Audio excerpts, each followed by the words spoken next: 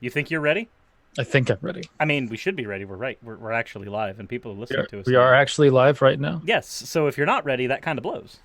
Oh, I'm not well, shit. sure. I'm not sure what your plan was regarding that, but You've put me on an aspect ratio that I know you've done on purpose in order to piss me off. you'll be okay. I look like my head has been squished with a what do they call those things? Like, A vice grip. no. As there was uh, there's a list of like bad analogies or something like that. It was submitted by a literature contest or something like that. It was like something about someone looking like they were lightly squeezed by a thigh master or something. Ooh, That's what my head looks like. should look a little better now. There we go. Yeah, that does look a little bit better. That's more realistic. Let's do a thing. Yeah, let's do a So thing. yeah, no, wait, waving hammers. That's what we're supposed to do at the beginning of Wait, these. Wait, is it Thursday? It's Thursday. I think so. I think There so. we are. I think so. Yeah. Jacking So off the hammer. and people are like, there's like a million happy birthdays in the chat right now. Thank you so much, guys. Like people are just like dropping it like crazy. Everybody, for today alone, H stands for happy birthday. So Uh-oh. let's make We're this about chat to incredibly we're H. about to get this incredibly H over here. There's going to be so much fuckery. And I'm seeing H's, and there it goes. There it goes. There it goes. There it goes. Yep. Is this what it's like to wield power? It seems to be. I don't know. You're wielding the power. How does it feel? Well, I have a dancing Cirrus on screen currently. Oh goodness. So, Yeah. That You said, definitely are it is your wielding birthday. something. So instead of trying to get any guests or making you do any kind of work today, we just threw you on and Threw me on unprepared so that I wouldn't be able to know what the fuck that I'm saying at all. And I just said to the chat, guys, throw us topics because we're going in completely unprepared. What are we doing? This is a really stupid fucking idea. However, this is where we're at. Oh, so there's one thing I wanted to point out. So, Cute Dark Arts, Baphomet, who's in the chat, they're the one who made the Cirrus action figure thing. But they're saying that their mom is listening today. Yesterday, I did a live stream where it was like a 5-hour live stream where people just threw videos at me all day for me to go over. And her grandma was apparently listening during the course of that live stream and just like screaming at the people who I was responding to. But people were sending me things like Black Pigeon Speaks and PragerU, so... Oh, of course, man. Like, those... Black Pigeon Speaks. I used to... there was a point where I was watching Black Pigeon Speaks, like, unironically, because I didn't know what the fuck was going on with that scene. So it was just like, what is this person? And I was just listening to, like, a few of their videos. And after a while, it was just like, man, I've got like alarm systems going off in my head, and the cat wants to get the fuck out the door. Hold on a second. Hey, cat. You don't want to. Okay, all right. I see how it is. The cat wants the things.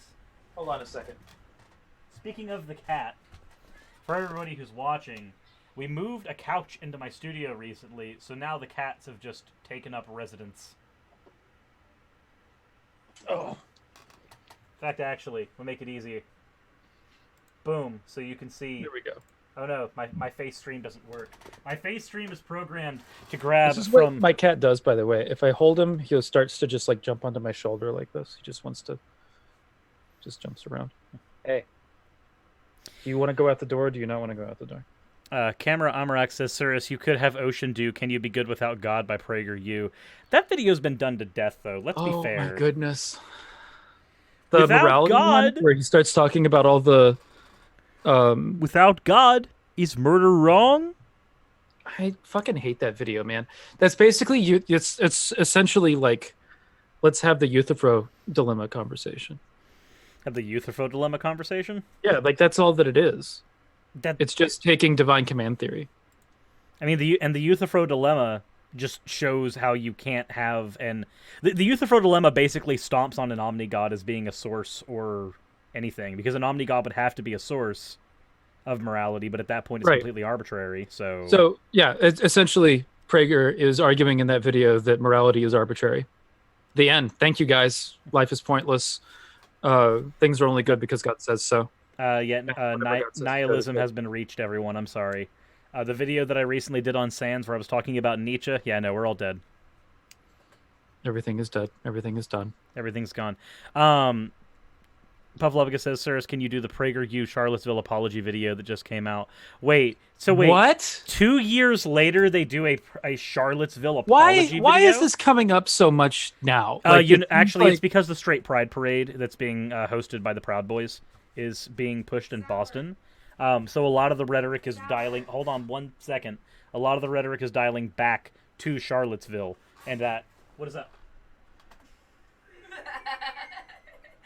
That is cruel and unusual. I don't even know what's going on, but I don't want to. Why did you do that? Because I can't fit it. Love you. Does anybody want context See, for what just happened? MUI Pikachu is like, I'm back what I missed, and I'm wondering the same thing right now. Is it okay for me to give context for the cruel thing you guys just did? Okay, cool. So there's some cruelty. The cruel thing that just happened. I can't be on camera. You can't be on. Oh yeah, no, you can't be on camera. You're correct. You should not be on camera. That. All right, now you want to go. All right. Okay. The cruel thing that just happened was I was notified to look behind me where Raz was holding Erin and showing her off to me, and she was in lingerie. So that is my reality currently. Ocean, I know that it's a wonderful birthday stream for you, and this is great, but I've got to go.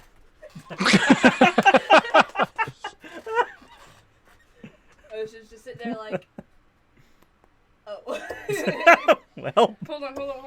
Do the jingle. I mean, I understand. We'll just put it that way. I'm a whore. God damn it. It's supposed to be Ocean's birthday stream, but now we're just embarrassing me.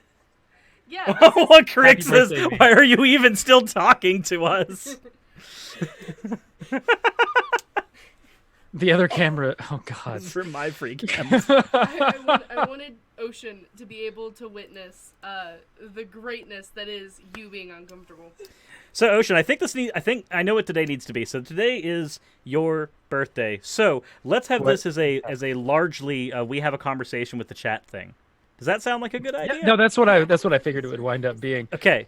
Except now Cirrus is going to go, and I'm going to be stuck with the chat for however long it takes. Because I'm the only one with the power to end the stream. I can keep you here forever. Exactly. No, the reason I say that what's going on? We have a comment in there. Aaron James seems to have an opinion, and if Aaron James wants to voice this opinion, I have no problem bringing them in for a call. What's the? Oh no! Scroll up. You'll see the opinion. Am I seeing you? Hold on a second. Aaron James.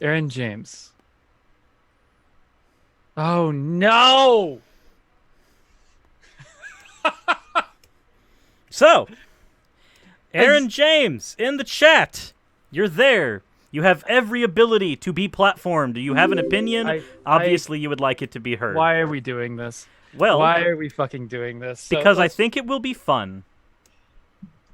This is your birthday present. You get to do Chud Stomping today. All right. This white genocide shit is pissing me off. There are more white people in the world today than there were at the height of the Roman Empire. Fucking calm down, people. Jesus fucking Christ. That should be the end of the conversation. Like that should be. But I have so okay, here we go. I have to show their things because apparently YouTube automatically hides their messages. YouTube already knows what's up. All right, let's see what's Aaron James says, "Explain to me why there are Latinos for Democrats, but whites for Democrats wouldn't be able to exist." Okay, so I don't think that's I don't think there's anything true about the statement that you've made. Secondly, again, Aaron James. I don't think that whites for Democrats would be able to exist, but it's for obvious reasons of just the context of like people that are make these arguments will shout up and down about context when it's convenient to them. But as soon as the context starts to become like an obvious fucking situation that's against them, like the cultural context of having a label like that, there's obvious issues. Why don't they see it? Why is it that they're just like, oh no, we'll ignore the context of our cultural history in order to make this argument? Like, as soon as like there's another issue where context is convenient to them, they'll start harping up and down about, hey, consider the fucking context. Like we saw this in the. I know you didn't see the I Hypocrite debate, but the I Hypocrite debate was like with Vosh. If you haven't seen that debate, watch that. It is an absolutely beautiful dismantling of a human being on air. And Aaron James says that it's true you can't actually answer the question. Aaron, I did answer the question. What the fuck? So again, Aaron, obviously you have opinions, and I am willing to platform you. Currently, this is a smaller audience than we're used to. Okay. I am willing to hand you a stage where you can have 114 people, probably more later in the day. But you know what? We got to start somewhere. I am perfectly willing to hand you a stage for a little bit where you can come on, you can have this conversation. Obviously, you have opinions. Obviously, they are important to you. So, if you would like, come on. And he says, white people are no longer given the right to freely assemble. Bullshit, the Ku Klux Klan is legally endorsed. Wait, white people are no longer given the right to assemble? Except they are. They are. There is not a point where the lack of melanin in one's skin immediately revokes their ability to freely assemble. If that was not the case, I want you to show me a protest which was dispersed because the white people were there. the protest, they just took like a blender and they blended everybody together and they went, okay, it looks like it's 60% white, canceled, all gone. No, or like because there were white people, it was like no. Aaron James, because you're white. Aaron James, you because have of the white supremacist stuff. It's because they're white.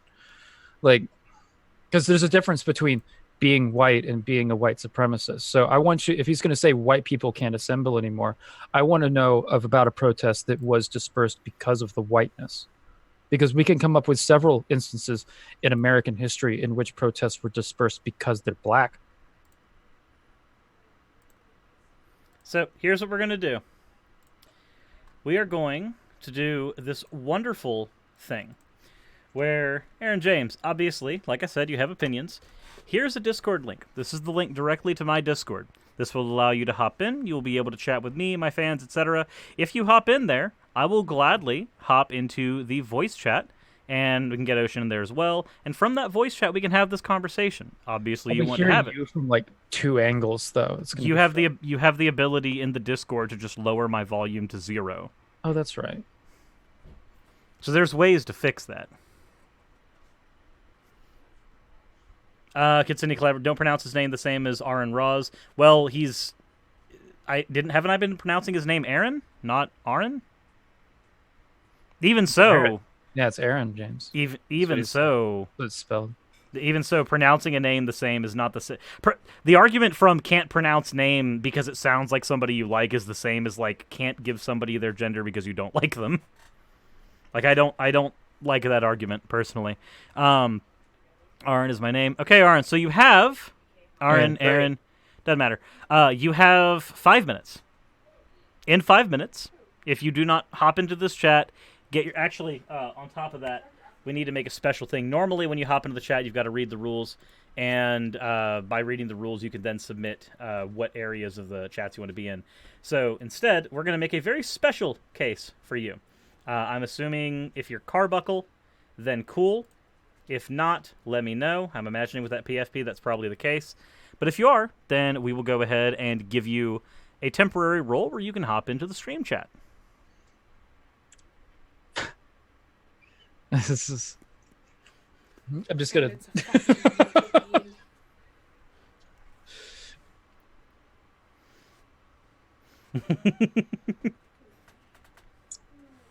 So, I guess... Do you think that ethnocentrism is just as bad is less bad than racism if tribalism is innate in humans? There's a lot of that's a lot to parse through. There's a lot of pieces in that question. Ethnocentrism is less bad. I think that the reason why ethnocentrism is bad is because of the racism aspect.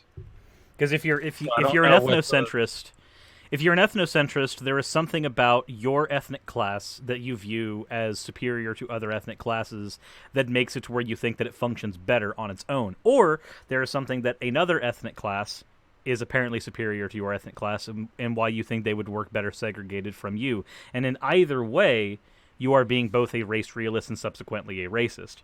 I think that those logically follow from one another. Aaron James, this is the last thing I will read from you before you hop into the chat. And if you don't hop in the next, well, now at 4 minutes, you will be banned. How come whites for Democrats or white Republican groups can't exist, but other races may do it? Do you call that equality? I don't even see what that argument is supposed to be saying. So I think that we have organizations like the NAACP or something like that, and I think he's complaining for that. But you can't. This is like the White Student Alliance argument, I think. Does that make sense? Yeah. Oh, like actually, you can have a Black Student Alliance, but you can't have a White Student Alliance. There actually is an argument for this. Are you aware of the concept of egalitarianism as opposed to something like, say, an arbitrary label like equalism, treating everything egalitarianly as opposed to treating it equally? Oh, okay. I think I see where you're going. Go for it. So there's a reason that we do this. The reason we do this, if we treat everything equally, we say that, okay, so these people who have been stepped on in the history of the United States, so black people, any number of minorities. This happened to Japanese people at one point. This happened to black people at one point. This has happened. Currently, we're seeing a lot of this happening, at least through the Overton window. We're seeing this happen to a lot of Latinos right now, or Latinx. We're seeing this, and this has just been kind of a staple of American culture where there's always some type of oppressed minority.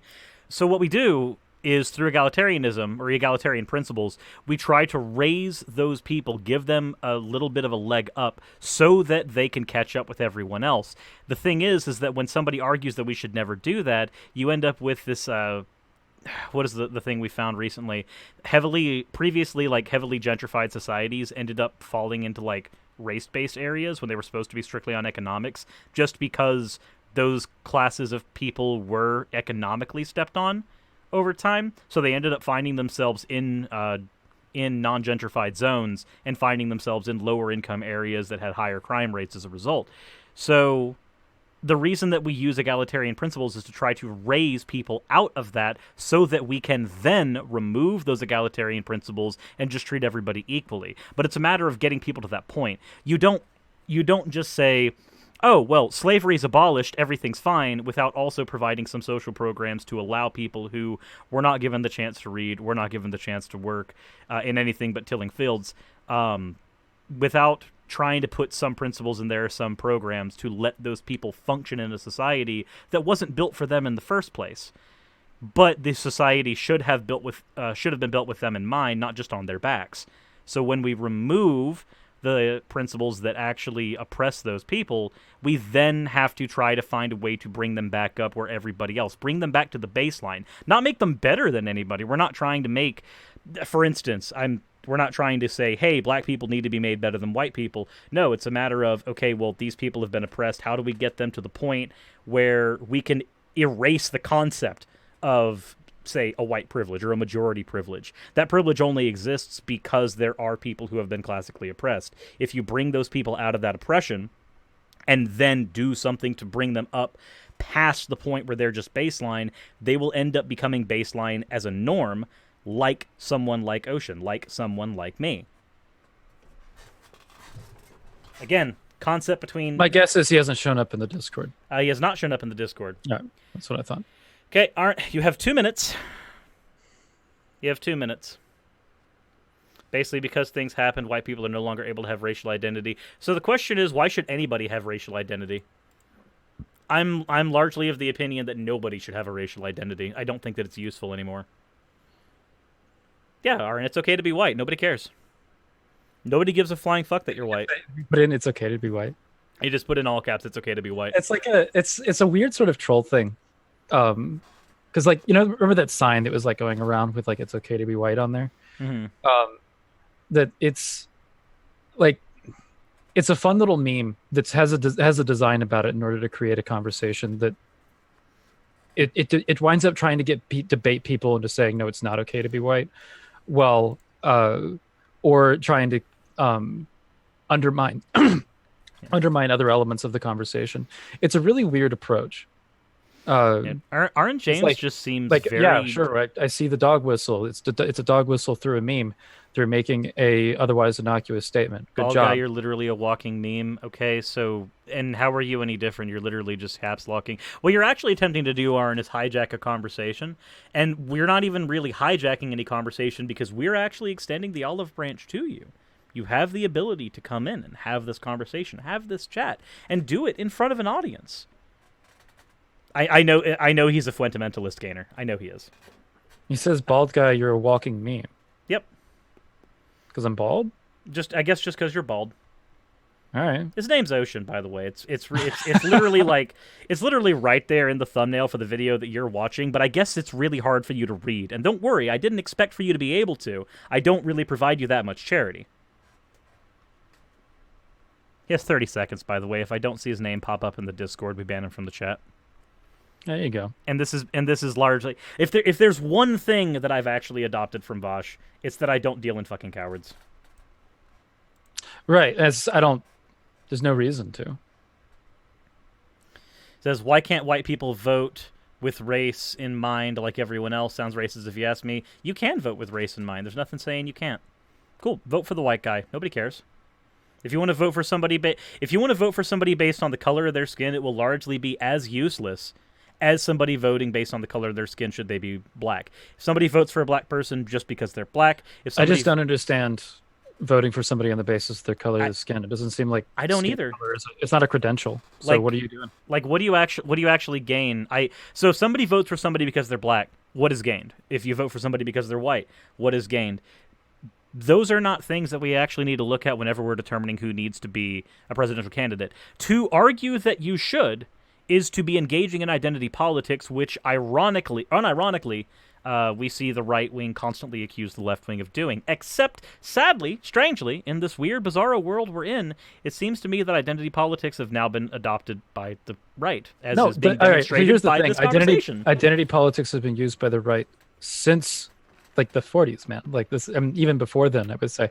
You look up identitarianism. Just Google it.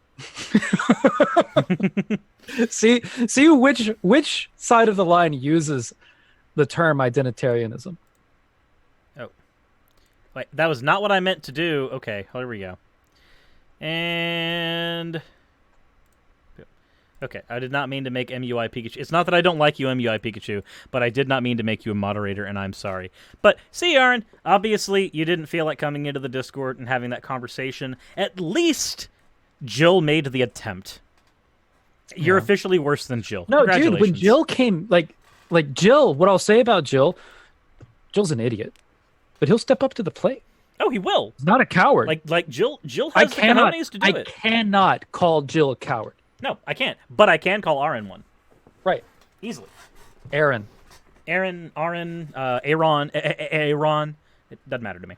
Yeah, however you want to do it. But, like, Jill, no. I'm not going to call the guy the coward. I'll never call him a coward. There's no reason to call him a coward. No, because he's not. I can debate him on his arguments, but the guy will step up to the plate. Yeah, he will step up. He actually wants to do a thing on modern day debate with me.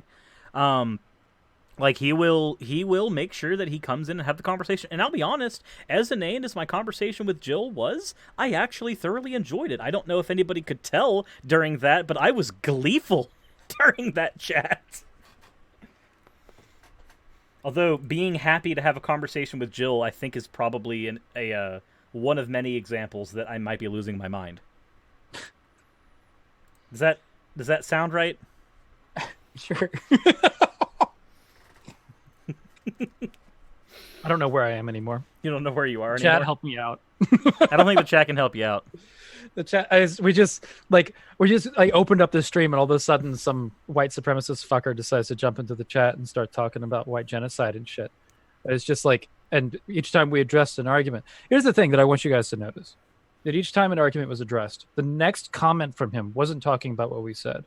Next comment from him would be changing the topic into something else, trying to jump into a different meme, right? So like, notice that when we started talking about, like, we had a discussion about another argument, which I think that you could make a response to if you really wanted to, right?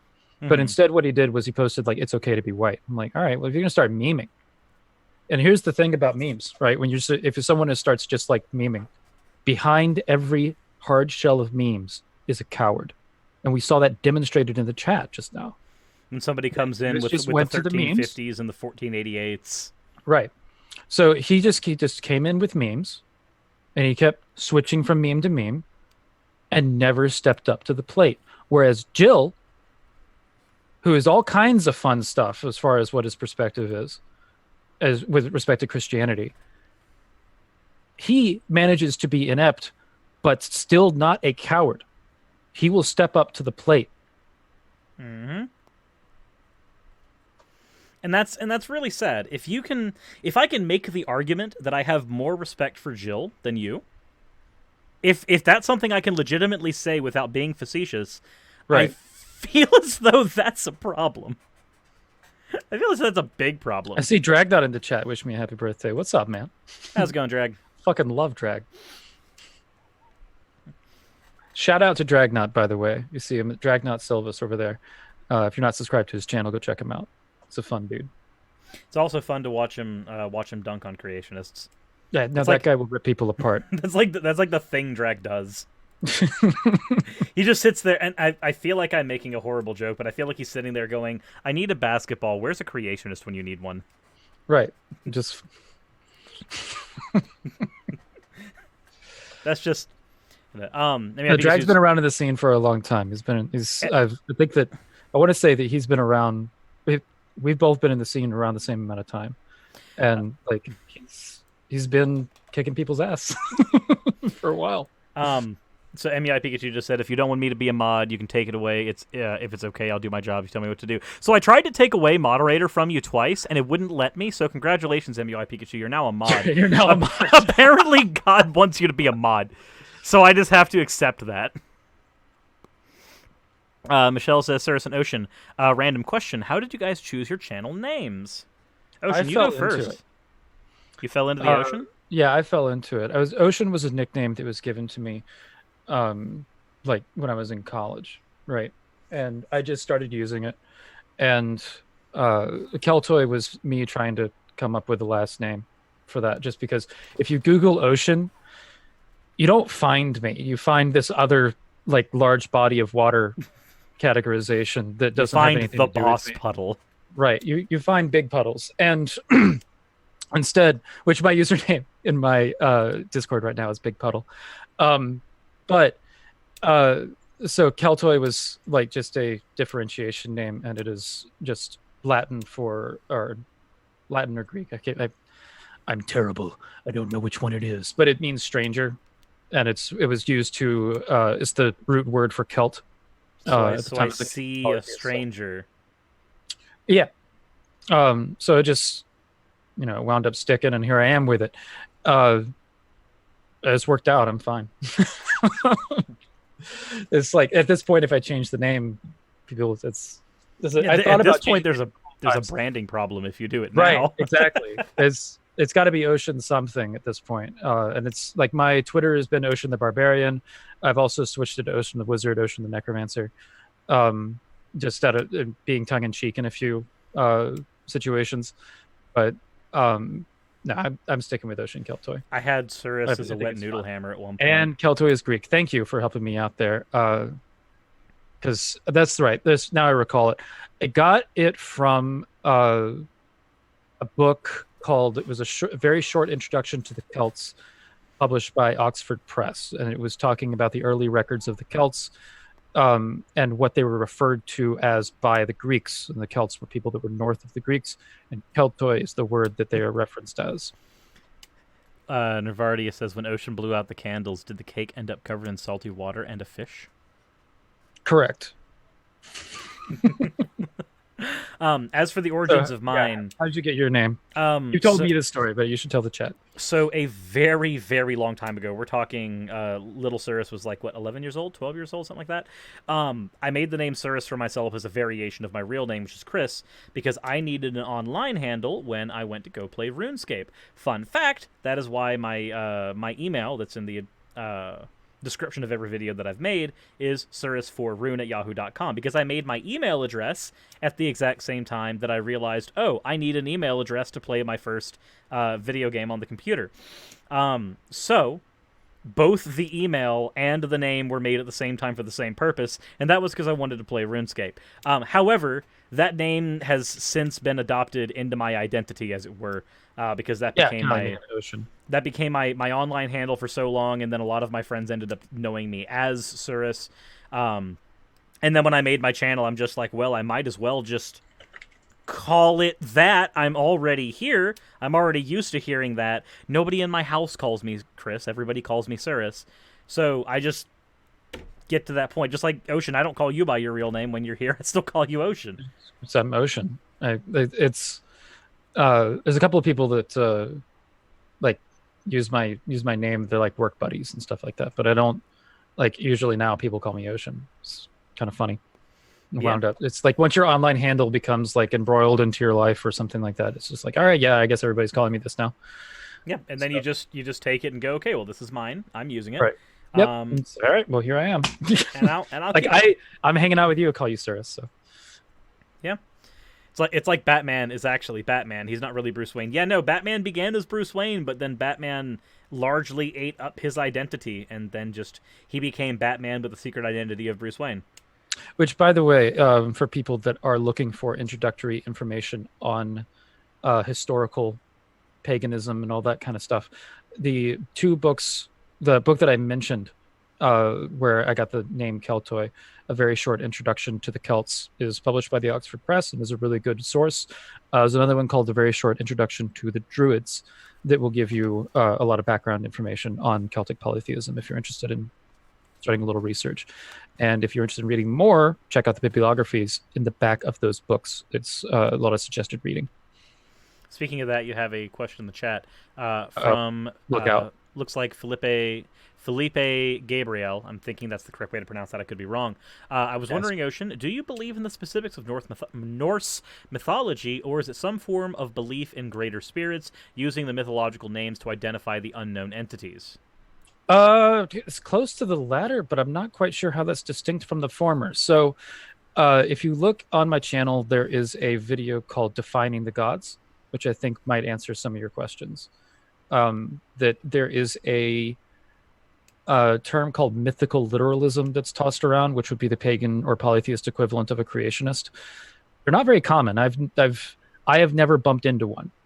In my time in the pagan scene, I have not bumped into somebody who is a mythical literalist before. Although you get people that try to paint pagans as mythical literalists often, and I have yet to meet one. If someone finds one, let me know. I'll have a conversation with them. But that's a thing. That's because there's not really that's because there's not a lot of pagan orthodoxy either now. No, there isn't. And it's usually with orthodoxy as opposed to orthopraxy that you get a lot of your literalists that come in because they're strict orthodoxy. Yeah, you get there's conversations. Here's the thing. Hold on a second. Yeah, there's a good friend of mine, Mark, that put it down very succinctly that arguments between heathens wind up in one of two conclusions. It's either A, you can't tell me what to do, or B, you're doing it wrong.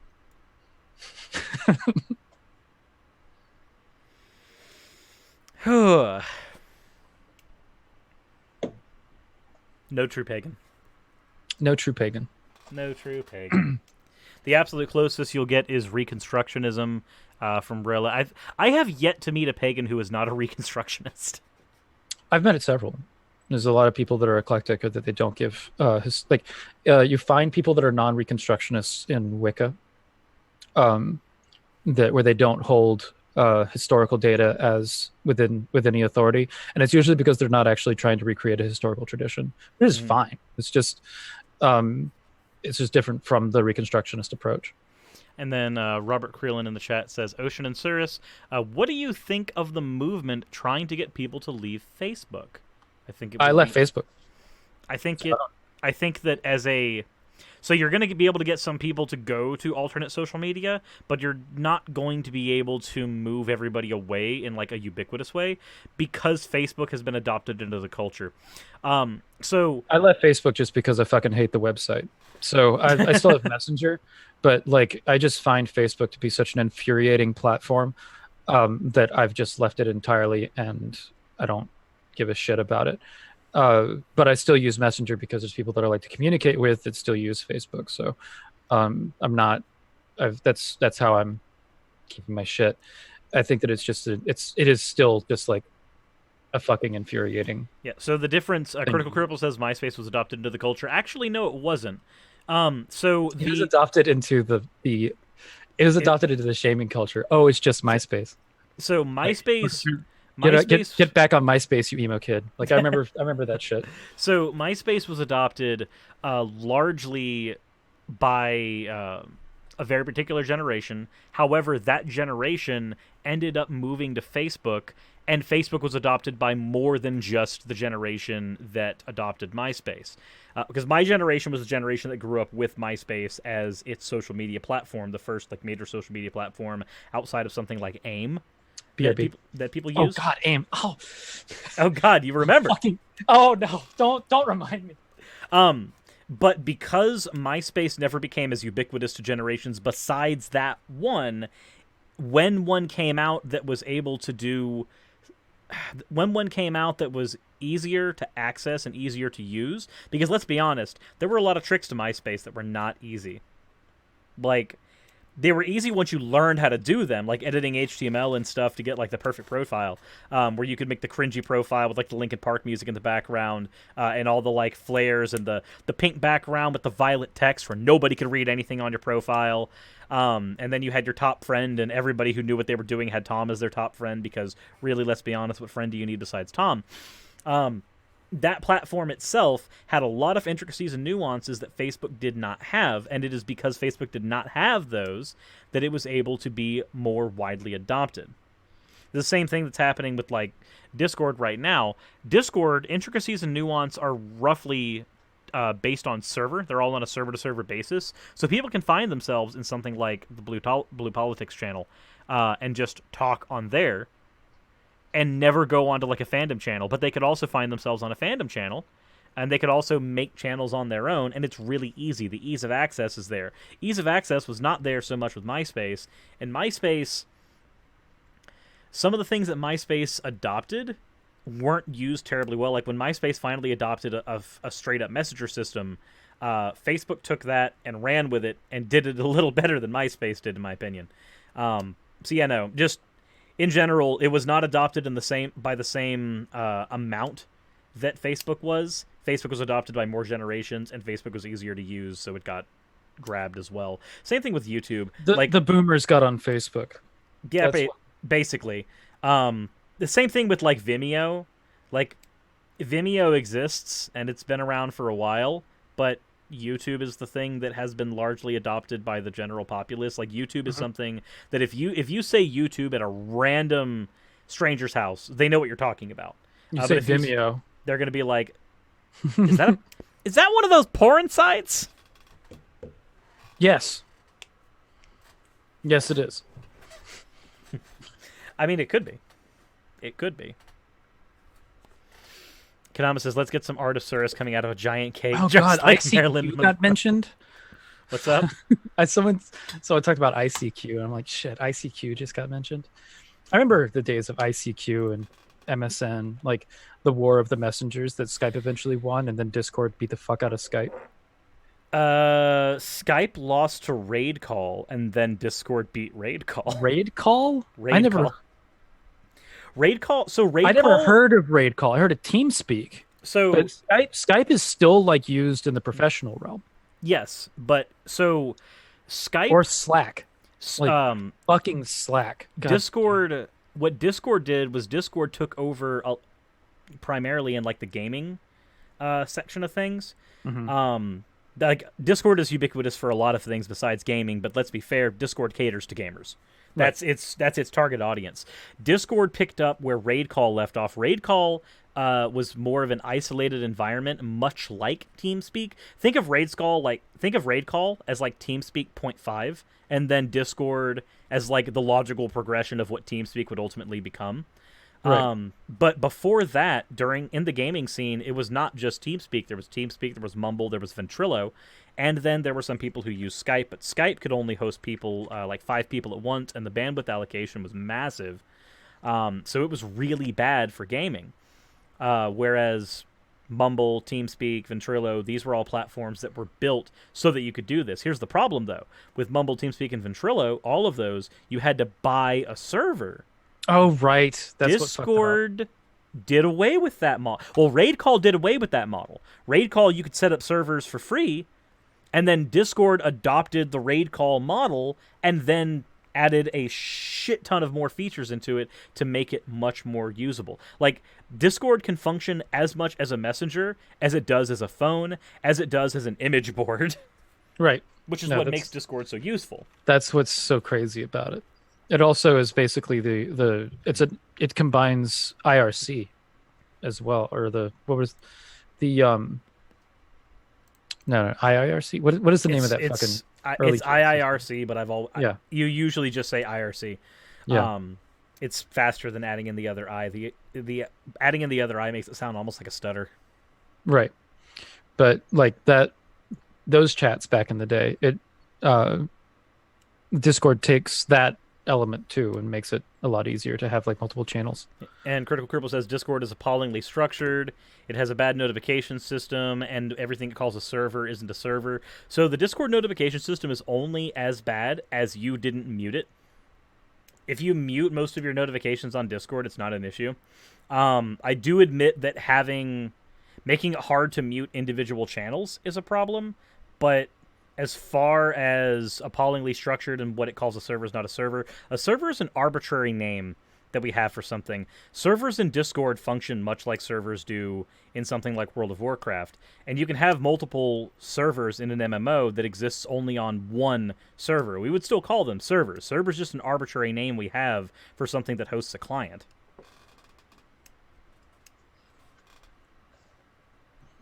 I'm reading the chat and I'm like, oof, my stream paused.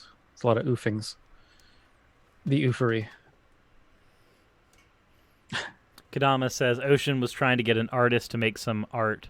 Or Ocean, I was trying to get an artist to make some art of Cirrus coming out of a giant cake, dressed like Marilyn Monroe singing happy birthday to you, and before he finished, you changed the subject. How dare you, Ocean? I'm trying to figure out how okay. All right. I apologize. Let me oof in peace. Michelle says Raid Call Skype for exterminators. Yeah, every time someone wants to call me on Skype, I'm like, oh, fuck. Because Skype still has like all these bells and whistles that piss me off. It never works for me. I always have to it never saves the settings that work on my computer. It makes it so I have to reset it up every single time I want to make a fucking phone call. And fuck that. Marcel Faz says, Cirrus, what do you think of old YouTube atheism versus the new scene? I am much more a fan of the new scene than what I saw from old YouTube atheism, because old YouTube atheism seemed to boil down to three major points. Point one, dunk on creationists. That has not gone away. Dunking on creationists is still very much a thing. It's not as prevalent anymore, though. It's not. It used to be the majority of content. The other thing came down to point two was like moral absurdism, where theist A would say objective morality exists, and atheist B would say lol no it's subjective. Yeah, lol no it's subjective. And without atheism would boil down to moral nihilism. Yeah. and there was before, like, nobody seemed to understand the conversation. Yeah. Nobody people were having the conversation on morality without ever doing any study into morality. And that's, I say this unironically. It was the objection to divine command theory. It was, and I say this unironically as an atheist whose first video was largely a response to a video on objective morality. That was my first video. It's a poor video. It's horrible. Everybody go watch Cirrus's first video in LOL. and just LOL. Just type in the comments of his first video LOL. Let's get that video some engagement and get it to rise in the. You guys have to go into my first video and type lol fat and cringe, because that's just adopt the fundamentalist's view. Just take it. You're telling your own audience to be like lol fat cringe. Yes, to me specifically. Do it. But harass the fuck out of this creep. Point one, dunk on creationists. Point two, moral absurdism, and then point three, pro-science leaning almost into scientism. Like that's largely what atheism on YouTube was in the beginning. And well, here's the thing that I liked about that scene was that people like Thunderfoot would recognize that certain assumptions were made. And he would talk about, there are certain base assumptions that we make in order to have this conversation. Here's what they are. And he would list 3 of them. And that was fine. I didn't have an objection to that. Yeah, that's called setting up your axioms. Right. He was just like, here they are. This is the base assumptions that we make in order to learn about the universe. Cool. Okay. But now, often when I have that conversation in which somebody is promoting a kind of scientism, they don't even bother with that. Because when you talk about your base assumptions, you're at least acknowledging that there are certain assumptions that you make. There are beliefs that you hold that aren't established by science. But I had a conversation with somebody, it was fucking yesterday, where somebody was saying that the only thing, you can only believe something if it's proven by science. Which is such a ridiculous hold on. position. They held an argument that something must be proved by science. Name me one thing that science has proved. This is part of the problem with the position. Yeah, because here's the thing. Science shows something with 99.999% certainty with room for error. Atheists owned by Cyrus the Skeptic. All right, so as the atheist who's sitting here going, no, wait. When you say science proves something, unless you're using a hyper-colloquial version of prove, you are committing a category error.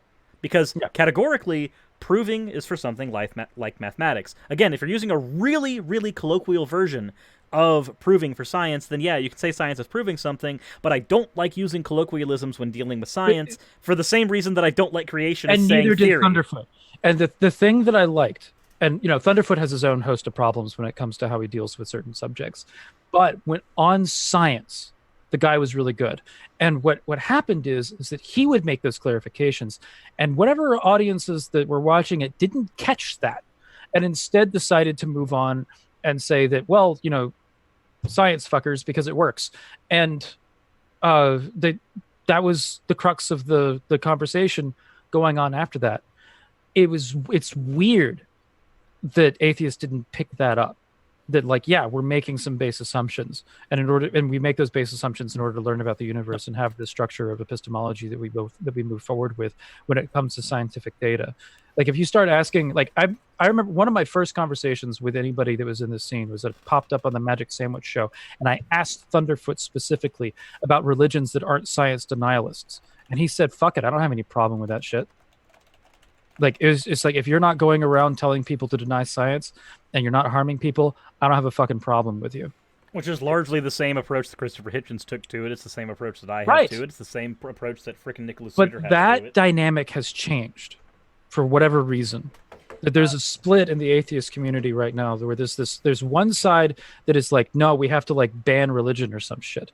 And then there's another side that is more reasonable on this issue where it's like, no, we're more against when there's harm. But even that starts to split off into all religion causes harm, or there's definitely some points of harm, and we can have a more nuanced discussion about that. There seems to be some issue where there's large groups of people that will say, fuck nuance, we have to go with this black or white mentality. I don't get that. So we have one troll in the chat. Chase Larry, or Laura E, I guess is the way that's being pronounced. Hop in, tell me your name, go into a... Okay, so, Chase Larry. Show Blue Collar Heathens chat. So, Chase Larry, I am sending you a link to my Discord. Hop in, tell me your name. We're doing this again. Go into the VC. They have the position that being gay is disgusting. And you know what? That's fine. We can work with that. That's a fun conversation to have. In fact, actually, I would say that it's a very penetrating conversation for us to have. Why? Okay, Cyrus, what are you doing? What am I doing? Oh, I'm sorry. Right. Are you more? Is this? Do you prefer taco to sausage? We have. What's the other guy? Is there? You said there's two trolls in the chat. I said there's 2 trolls, but I don't know. Is there a second one? Because the guy who just says, being gay is disgusting. Okay. Let's say that you hold that position. What does that mean? What are you trying to extrapolate some kind of policy out of that? Are you just saying, here's the thing. Find gay people yucky? Fine, don't be gay. Whatever. Here's the thing. I can actually do this is the same thing I can do with the abortion discussion. I can go into this agreeing. I can go into this agreeing. As a straight person, yes, I do happen to find gay sex as something that I personally would be repulsed by. You know why? Because as a straight person, I'm not attracted to it. So it's something that I would not want to do. If somebody came up to me and said, "Hey, would you like to have the homosexual copulation with me?" I would then go, "No, that's kind of gross for me. I don't want to do that. Sorry, that's not me. I am straight." 1 second. But the end result of that. I'm sorry to interrupt you. I'll give the talking pillow right back. Sure. Puffalopicus just said in the chat that have y'all seen Steven Crowder's very own indie film? He calls it a feature film. Please send this to me, because like when if it's I want to know what's being talked about here, because there's all kinds of conversations that could be had about Steven Crowder making an indie film. Is this a narrative? Is it a documentary? Is it just him talking to a camera? I want to know. Anyway, okay. Back Also, to you, here's the talking pillow back. Kirik's in the chat. Would you like to have the homosexual copulation? Is the greatest pickup line of all time. That's my go-to. I mean, that's what I will go up to Raz after this and say, "Hello, would you like to do the homosexual copulation with me?" No, but so if you want to have if your position rests on it's disgusting and you're straight, then cool. But that doesn't get you anywhere. It doesn't mean anything. Does it mean that somebody else is disgusting for having sex with somebody that they find attractive? Well, no. Is it something that you would do? Cool, but where does that get us? Now, if your position is that it's unnatural, that's a conversation we can have. You're wrong. Right, if he's just saying it's yucky to him, then fine, whatever. I don't give a shit. But if he's trying to say that, no, this should dictate a policy. Ocean. Like, that's where we're like, We have to ask you your age now, Ocean. What's your age now? I forgot. Was it like 21? Yeah, I'm turning 21. You can now officially drink. Correct. Yes. That's obvious. I'm not older than 30. I'm 32. It's 32. 32. 10 more years and you'll be the answer to the universe, my friend. Exactly. Q Darkheart says I'm so using that line on my boyfriend. Correct. That should now be the line. Said, how is gay sex more disgusting than straight sex? Being disgusted by sex is one thing, but that's discrimination. So I don't necessarily agree. So here's the thing. If there is a type of sex that you are not into and you find that something repulsive, there's nothing wrong with that because it's not something that you're personally attracted to. If you think, though, that particular belief leads into something. So, for instance, a policy change must be put in, or another example is that somebody else should not engage in a sexual activity because you personally find it disgusting. There is where we have a problem. I don't find gay sex disgusting. I want to note he hasn't expanded. Oh wait, never mind. He just posted. He hasn't expanded on this. He says, "I believe that you can believe what you want.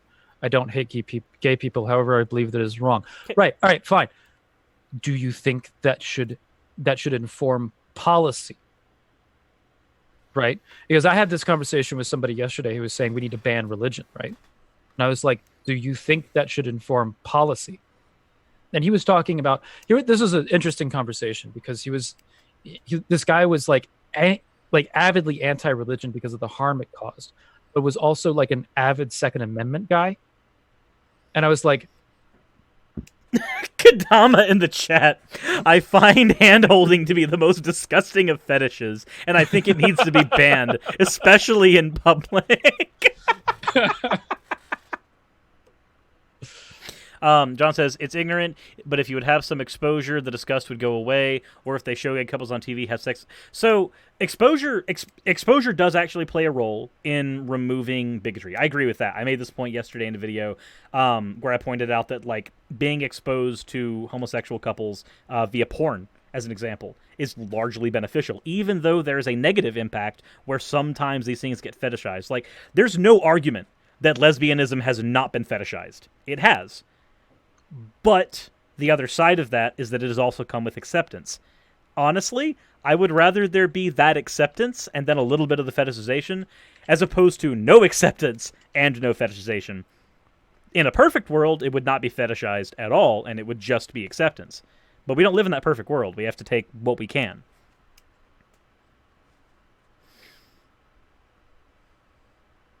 Let's see. Ocean shall be the ultimate answer to live in the universe. What? Also, Chase has said that... Oh, right, 42. Got it. Chase has said that they would be, or they are downloading Discord, and they would be hopping in. So first of all, you don't actually have to download Discord unless you're doing this from a phone. I mean, you know, you can. It's not. Either way, Once you download it, the even on PC, the client is more stable than the web browser. You're not Like, wrong. It just is. Like I've had multiple times, unless they've updated stuff significantly. Every time I've encountered somebody who's just like, I'm going to use the browser, sound issues, just all over the place. So yeah, if you're downloading it, good on you, buddy. Get the more stable approach to this conversation.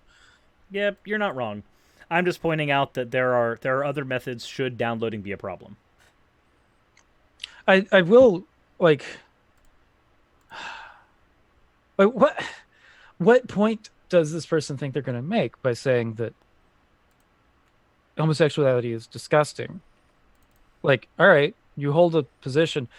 What do you want to do with that position? Is there anything you're going for there? Argue like, with the pragmatist about what's useful about your position, please. I mean, I'm not. I know. I'm talking about them arguing with me. Yeah, I know. I'm just going to be asking, like, why? What? I don't have a problem with anybody just like holding the thing they're grody. If you want to say that something is gross, then fine, something is gross. I don't. Yeah, I don't hold the standard that everybody should love all forms of whatever. But I think that if you're going to say then therefore, we need to inform a policy on it. It's the then therefore what you want to do. Like what's. It's the then therefore that we start to have issues with. Right. So, let's see here. They have said in the chat that... Hold on. Where is it? I guess post the Discord link again. I posted it before. I'll post it again real quick. Boom. There it is. And I need to keep an eye on the general chat so I can give them a stream pass role as soon as they hop in. Because that will be how they get to do that chat.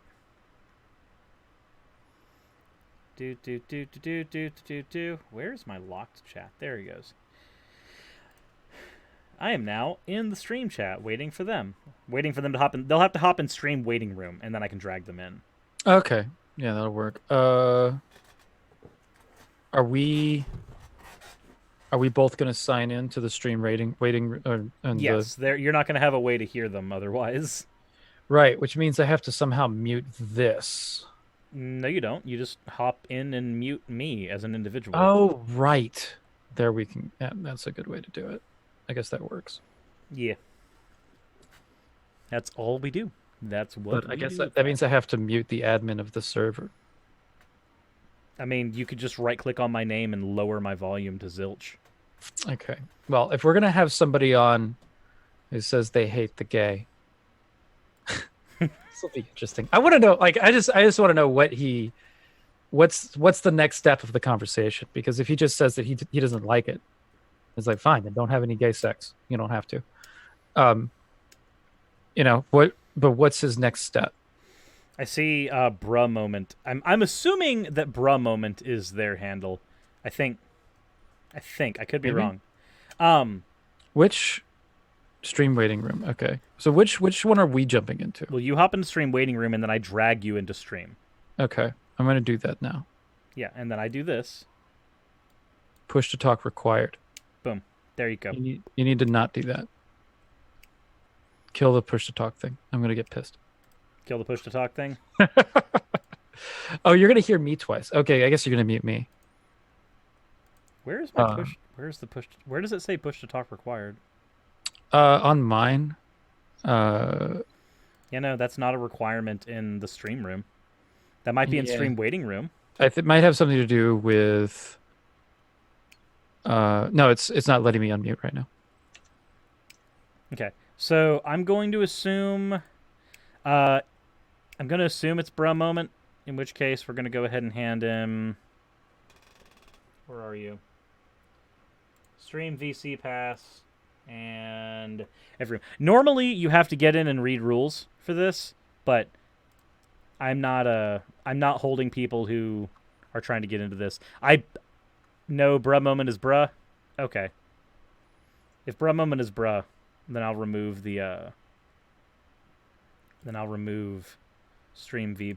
I'll remove those things real quick. As soon as they tell me who they are in the actual chat and here, because you're not going to be able to tell me in Discord. My Discord doesn't let you speak until you've read all the rules. I can't speak in your stream waiting room anyway, for whatever reason. That's because I have you currently sitting on server mute. There you go. You should be good now. It still says requires push to talk. What? Yep. Mm-hmm. How are you sitting as requires push to talk? I don't know. That sounds like a weird problem, my dude. Wait, hold on. If I move into dumpster fire, is that still going to be the case? Let's yeet you into dumpster fire real quick. Nope, I can work now. Excellent. Now I can hear two oceans. Yeah. Okay. So we're going to move into... Now it says push to talk required again. Oh, boy. Cute Dark Arse says, my grandma popped in and says hi, and she thinks you're interesting. Well, thank you. Cirrus, I've told you this before. Pagan. You know what that means. Yes. There will be tech issues. You know, you're not wrong. You're not wrong. Okay, so bruh says they are not bruh moment. Okay, so I'm giving... We'll do this again.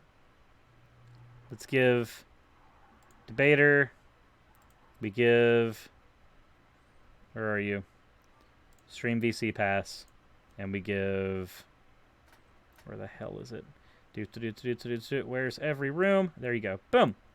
Now they should be able to hop into stream. And they should be able to do this now, hopefully, possibly. Yeah, but you need to make it so I can speak. Unless we're just going to go into dumpster fire and have this conversation. We're just going to go into dumpster fire, and if anybody hops into dumpster fire, then they get server muted, and I don't know when I'm going to turn it off. Sounds good. So just don't jump in, guys. So just don't jump in. You can. All right, I'm in dumpster fires now, and I can unmute. Okay, cool. So I'm assuming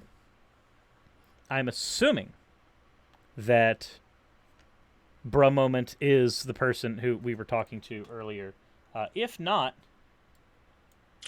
make yourself known. Bruh says, I am bruh moment. Don't give me no. Wait, didn't earlier you say, no, I'm bruh moment? Okay, never mind. You said, no, I am bruh moment. Okay, right. There we go. You're right. Sorry. Okay. I keep removing things. Where is this person? This person is taking a long time to download Discord, which is like, I can't imagine it being more than like 200 megs. So, who's the person that you're trying to get in?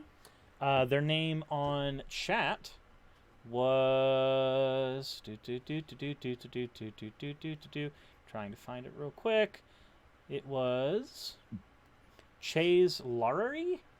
Well, if you scroll up. I don't know who gave this person things. That was me. I thought that was them. It's not. Okay, can you click on them and remove their rules? I've already done so. Okay, then mine just hasn't updated. Cool. Yeah. Thank you. Already did that. I'm now waiting for Chase, whoever the hell they are on Discord. I guess you should just drop the Discord link in the chat again. Yeah, apparently this Why are we dealing? All right, here's the thing. Mm-hmm. We're dealing with we're dealing with cowards twice in a row now. To give you a heckin' good pet.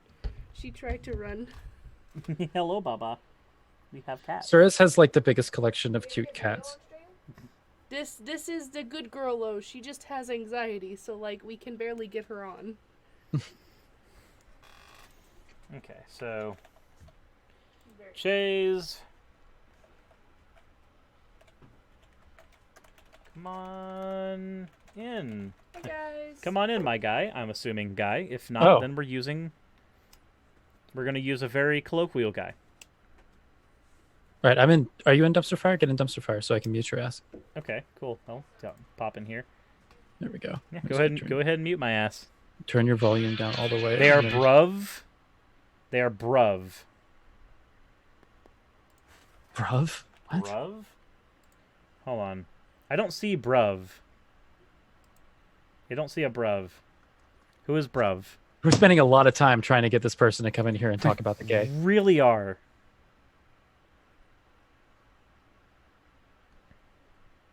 It looks like they haven't joined yet. That's what seems to be the case. Are you kidding me right now? What? Dude, all right. Like this person.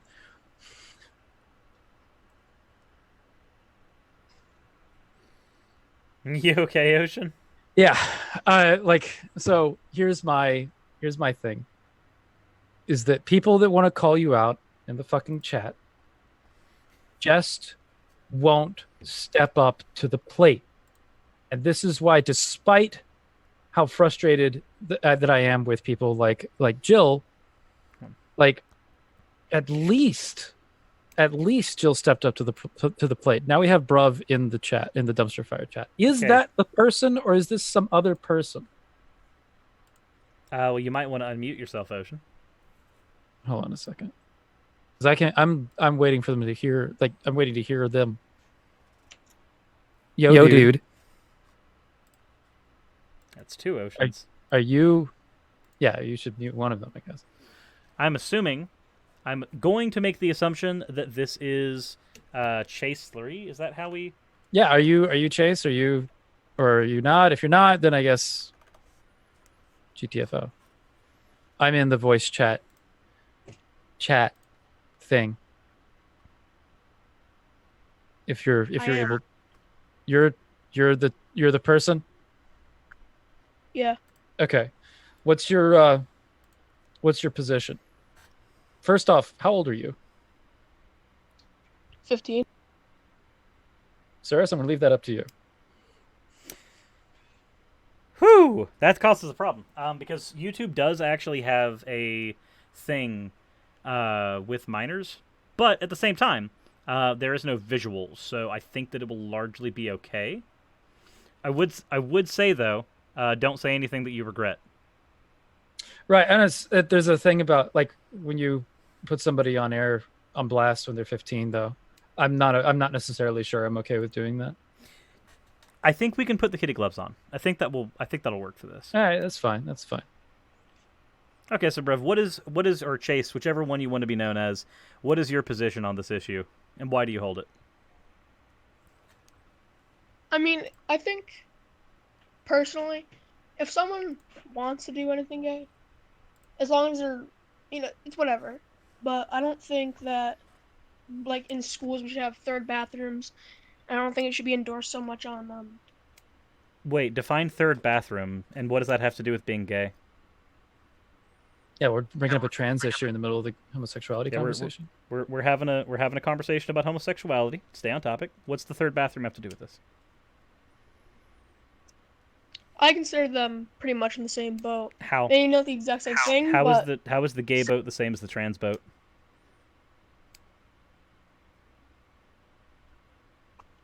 Because both of them have to do with gender or sexuality. So being gay has to do with sexuality, and being trans has to do with gender. They don't both have to do with gender and sexuality. One is a position on what you like, and one is a position on what you are. These are largely different ideas. But there's only two genders, though. Do you have any evidence of that? Scientific fact. Okay, so define gender for me. Whether you have XY or XX chromosomes. Okay, so are you of the position that we only have XY and XX alignments? I believe if you have XX, you're a girl and you can't change it. If you have XY, you're a guy and you can't. So that doesn't answer the question. So my question to you was, do you believe that we only have XX and XY alignments? I mean, there might be some exceptions. Wait, but if there are, hold on. But if there are exceptions, but if there are there exceptions, might be, but I don't know of them. So you're walking into this conversation largely uninformed. 1 second, sir, because let's put the kid gloves back on for a second. Okay, hold on. If Bruv, if you think if it could be shown to you that there are exceptions, would you walk back on that statement? What are the exceptions? Answer the question first. If it can be shown to you that there are exceptions, would you walk back on that statement? depends on how, like, much, it drives me. If I told you that there was more than 3 exceptions,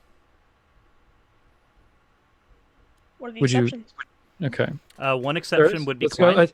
I'm kind of interested in seeing, like, what does it matter what the exceptions are on your statement of there are only 2 genders scientifically with respect to, and then your standard is chromosomes.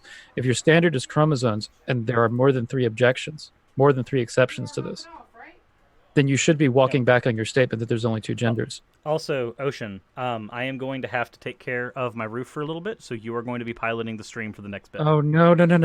Yes, it is. If I have to take more than half an hour, then I will be coming back to close us out. Okay. It's your birthday. You pilot the ship, buddy. No, this is an issue that you're better on than I am. I'm not going to be. Okay, wait a minute. Why are you putting this down?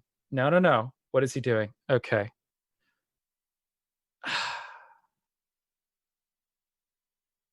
He's got all the mods. So I was setting this up for Surus to actually make the fire on providing the evidence of this issue. But here we go.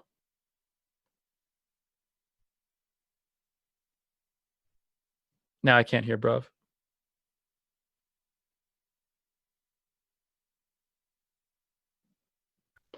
Hello? Yo.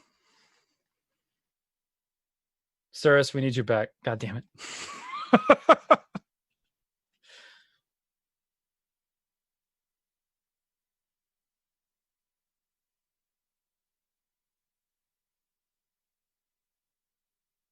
Hold on.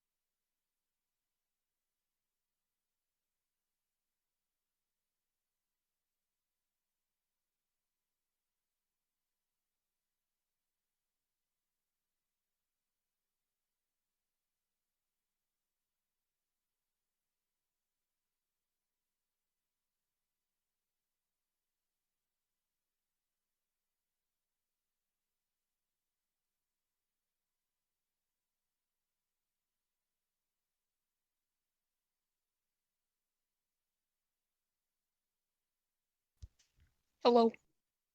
Yo. Oh, wait. No, I'm not unmuted. What's up?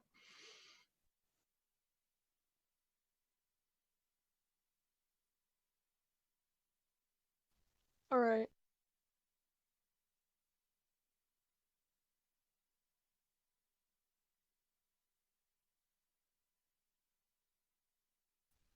That's fine. He needed to work on his roof or something.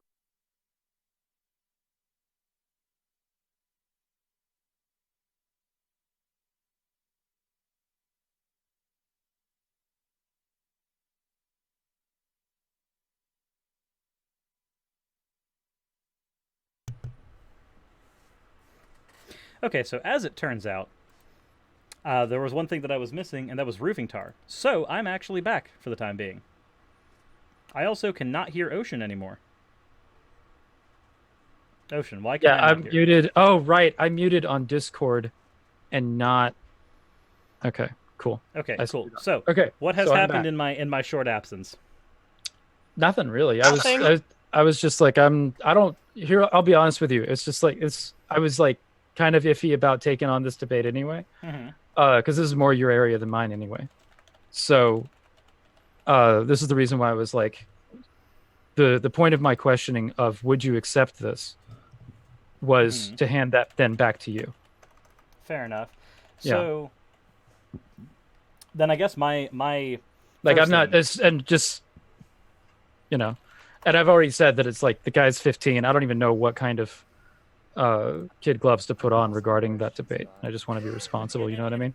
Fair. So we're not turning this into like a full-on dunk session. This is just going to be going in. Where do I have? Yeah, if you want to make this a teachable moment, then you can go ahead and make it a and teachable. And that's what I'll do. So yeah, you're going to be the better person to be the teacher than I am. So ignoring the conflation between gender and sex, gender has referred for at least the past 70 years here in the States to identity and not to chromosomes or anything like that.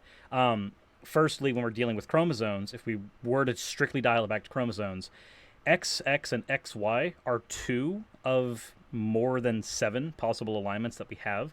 One of which is Klinefelter's. We also happen to have XXY. First, before we get into that, Bravo, you still there?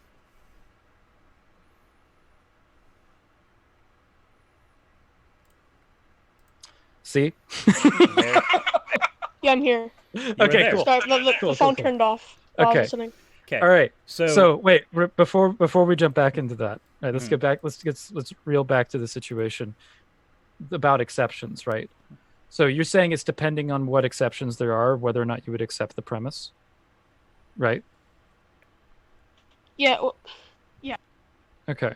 So what is something that would be in those exceptions that you would find to be acceptable? Like what is the type of evidence that would convince you? Proof of more than 2 genders. Wait, but hold on. And hold on. And the definition you're providing of genders is variations in chromosomal The same thing as sex. makeup, right? Okay. Okay, Cool. so you Let's go recognize ahead. so first of all, you recognize that you are no longer talking about gender, correct? Right. You're I believe gender making- and sex are the same. You Yeah, you're believe under what pretense do you believe that, first of all? There's a difference in definition here. So what you're doing is you're basically combining 2 terms. You're saying that gender and sex are the same thing. And that means that you're talking about something different than what most people are saying when they say gender on this issue. So this is what we call, this is an equivocation. You're talking past the other person by using the same word differently than your opponent. Do you understand that? I just believe that they were the same thing. Right. So if you take a word that your opponent is using and you redefine it to mean the same thing as a different word, then you're engaging dishonestly. Do you understand that?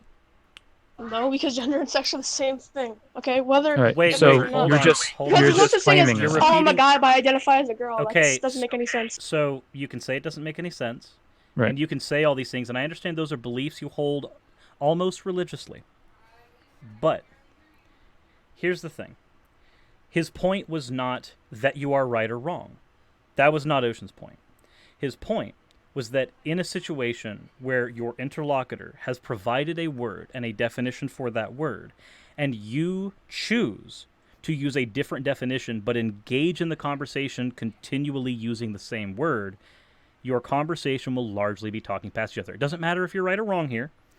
What Right. matters is you have committed what is called the equivocation fallacy. You're equivocating your usage of a word with your interlocutor's usage of a word when these definitions are largely different. And the word equivocating means basically that you're changing definitions around. Right. So if what's a good word that's got 2 meanings? I need to have a go-to example for this. Because gender is a great example, but that's the About to say religion is actually one.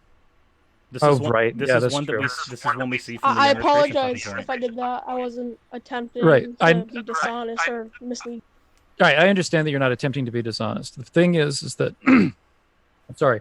The thing is that when people when Cyrus is using the word gender, he's not talking about sex. He's talking about something else. He's talking essentially what Cyrus, would you agree that gender is more of a mental state? When I'm talking about gender, I am talking about something that refers to identity. This is an identity that can either be individual or it can be largely social. Right. When I'm talking about sex, I'm talking about the individual biological components that we attribute to either of the bimodal sexes. So those would be different definitions. So when you're going to be saying that they're the same thing, like you're taking one word that is being used to reference one thing and another word that's being used to reference a different thing, and combining them, creating confusion in the conversation. Does that make sense? Because then you're not talking about the same thing that your opponent is.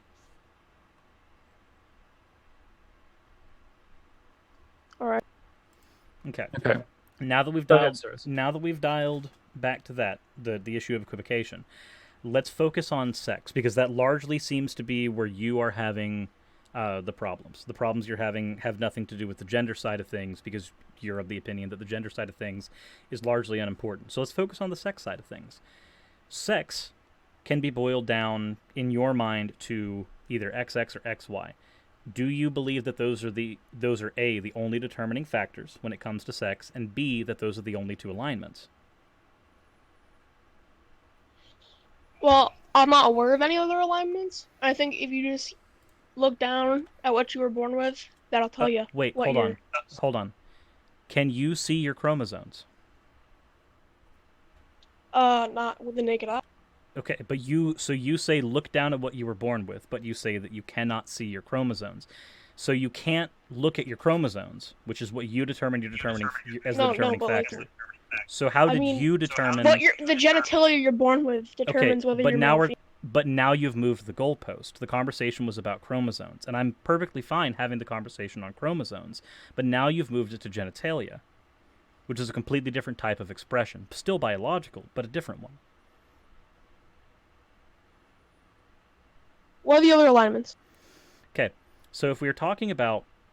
first of all, we have to understand that sex actually has 5 characteristics that we use to determine it. Chromosomes is one of them.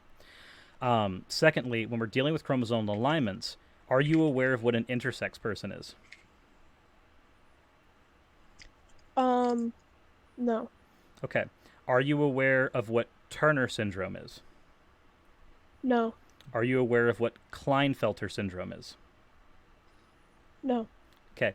Would you be willing, if I sent you the World Health Organization genomics article on these different sexual representations through chromosomes, would you be willing to read that at some point? Sure. Okay, cool. Then let me right-click. I'll shoot a DM over. Yep, I'm sending a DM to you over on Discord. So you should see here. On here, this has information, and this is very base level information. This is not getting terribly deep into it. But this is information on different sex chromosome abnormalities. This is information on Turner syndrome, Klinefelter.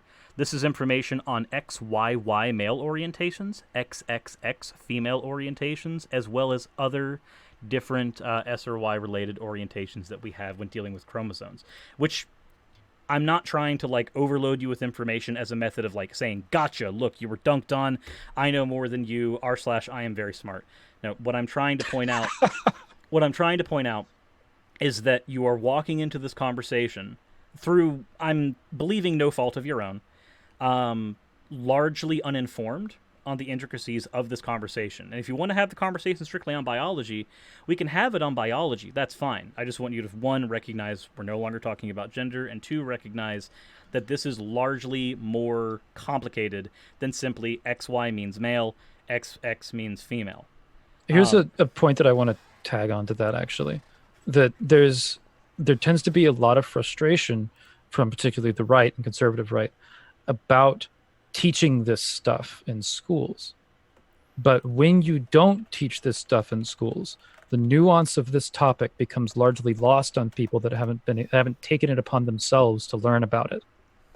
Oh, okay. Listen, I actually gotta go see my mom in the hospital because she gave birth. Nope, that's perfectly fine. I'm gonna go. Go for it. Yeah. So I'm Just gonna read take those. I'll read them. But all right. Have a nice night. You Cool, have a wonderful night. Yeah. See ya. And then from there, I'm hopping out of the Discord for the time being. So yeah, I am too. So the first thing I want to say is, if Kays, if you are still listening, I want to congratulate you for hopping in, because you stepped up to the plate. You stepped up to the plate. That's the thing that we want in conversations like this, is the willingness to come in, support your position, and debate it should that be what you want to do. And as anybody in the chat can notice, we can have that debate without it turning into a dumpster fire. Right. And I got really uncomfortable when it was all right, you're 15. All right. So obviously we're in a situation in which we need to be a little bit more surgical, because this is the blame on the person for not knowing this stuff gets eliminated when someone's that young. No, at that point it comes down to it's their environment. you haven't been exposed to some of these subjects. All right, fine. Let's have that conversation of you should be exposed to some of these subjects. Let's throw some links at you. Hopefully you'll take the time to read them. And yeah, there's he came in and dealt with the conversation maturely, listened. Here's one of the things that I like about when you get into some of these conversations is when people jump into these conversations and have an active listening approach, because we didn't just jump into a fire debate. We talked about what the difficulties were with the terms that were being used, and they accepted that, yeah, all right, well, I see that there could be an issue here, and then acknowledged and then was willing to be exposed to new information. That's cool. No, that's a good thing, and I would not mind having a conversation with them again at some point, returning to some of these issues and saying, okay, well, now that you've read over some of the material, by no means all, and by no means is this the age is. That's the reason why I stepped away when you were gone. I was just like, I'm not, no. No, and that's fair. To be fair, there's a reason why I don't have a problem having a conversation with somebody younger than me in this particular situation. This is a product of growing up in a card shop, where you're playing games like Yu-Gi-Oh!, Magic the Gathering, Pokemon from like age 12 to now age 27, and you're playing it with multiple different age groups all the time. There are times where the adults in those situations are constantly having to teach basic principles in card games. It usually boils down to statistics. They're trying to teach basic principles to a kid. So imagine where you're having to, as an adult, because this was taught to me, you're having to, as an adult, tell a kid that their favorite card shouldn't be ran in their deck. How do you go about that conversation? Right. It's very difficult to do so. So I don't have a problem having those conversations, because this is not something that I don't already have to do. When I'm tournament operating for something like Super Smash Brothers, and I'm seeing a 12-year-old kid playing their favorite character, but that favorite character happens to be Little Mac, and they're losing to every character that has air game, and they can't understand why, then you get to go, okay, well, here's the problem. You're playing a ground-based character that loses in the air, and they're playing freaking Toon Link and zoning. It sucks. Right, and so someone's pointing out that there's a difference, that Aaron was just a racist fucking a coward. See? There's a difference there as well. This person was willing to step up the plate and have a mature conversation. Aaron wasn't. He was not interested in stepping up to the plate. So, and secondly, I don't have an issue. Like, I'm fine with like talking to kids on subjects like this.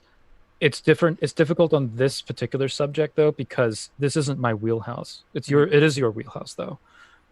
Like, I have opinions on it. I have strong opinions on it. But as far as being able to put forward the research, really get into the specifics of it, that's an area that like you're a lot stronger in. And I can acknowledge that and be like, you know what? If this is not a discussion that I'm willing to have, like, be the guy, the point man on a platform. No, and I'm willing to help you out when it comes to like the philosophical underpinnings of the conversation. But when it comes to the research, it's not my thing. When it comes to like the peer-reviewed research on it, that's where I'm just like, let me go ahead and grab all that. Like, so for me, there's another thing being pointed out in the chat. The 15-year-old had more courage than Aaron. Yeah, yes. The 15-year-old kid had more courage than Aaron. So Aaron, if you are still listening to this conversation, not only were you a coward, but you're more cowardly than a child. Congratulations, you did it. That is a round of applause in the chat for Kays for hopping in. We have a disagreement of opinion. Obviously, that disagreement is still there because I've only just now sent them information on this. But they stepped up to the plate. This is, again, why I have more respect for somebody like Jill than Aaron. Mm-hmm. And I don't have much respect for Jill, but I have less for Aaron. So, but I did enjoy that as just a fun moment for a little bit. And I also think that if they want to have this conversation on the gender issue at some point, I'm willing to provide sources for that one, because I'll be honest, the sex issue is largely uninteresting. It boils down to there are 5 sexual characteristics we look at. We look at chromosomal expression, phenotypical expression, genitalia expression, gonadal expression, and then gametal expression. Those are the 5 things we look at when we're determining sex. And it is because of those 5 things that we end up with people who are intersex, where they have strange things like their gonads end up being one testicle and one ovary, or situations where there are two sets of genitalia, or the sets of genitalia aren't there. Like, there's a lot of weird, intricate things that happen with the biology, but I find that stuff largely boring compared to the social aspect of this, and the social aspect of this gets into gender. But as it turns out, thanks to wonderful people like Callan, who happen to provide me with research whenever I ask, which is something that I still thank them for vehemently, I'm able to access articles that have information on the sociological aspect of this as well, which again is the part that I find much more interesting. Callan's an awesome person. She's provided she's provided a lot of people with research in this community, which is really awesome. So yeah, no, I definitely shout out to Callan. Is there another topic that we're going to be jumping on? Is there another person in the chat? There was something that was brought up earlier, where somebody said, "Is there a brain? My brain is farting." They said, "Is there really any merit to giving the principle of charity to somebody for not being educated on a subject when we have access to things like Google?" My position is this. There's a lot that goes into whether or not you are willing to research into a topic, one of which is, because we are living in a giant social media age, your parasocial relationships with YouTubers specifically. If, let's say, you're watching a lot of YouTubers that happen to lean on the right, so let's talk about your no bullshits, we're talking about your James Allsups, we're talking about your Fuenteses. If you're primarily consuming that content, insofar as I can unironically use the term consume for people who think that anybody using the word consume gets to be labeled a bugman. But when you are consuming that content, the strange thing about power dynamics and parasocial relationships is that there's a temptation, especially because we're lazy people, to believe the things that the person on screen is telling you without fact-checking them, without determining if what they're saying makes sense, especially if the things they're saying make sense intuitively. When something, like, for instance, person A says there's two genders, and you say, well, I've only ever seen two genders, even though you've never actually seen a gender, because that's a social construct, and so you've never seen it, you've just seen expressions of it.